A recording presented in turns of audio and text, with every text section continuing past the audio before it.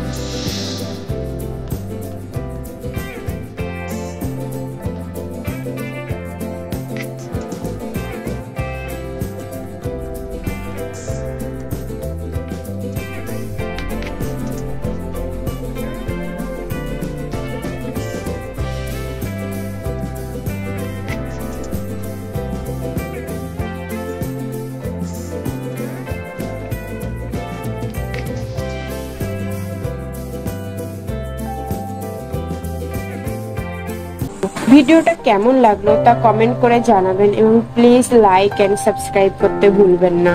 Thank you বন্ধুরা, আপনারা সবাই ভালো থাকবেন, সুস্থ থাকবেন এবং সাবধানে থাকবেন।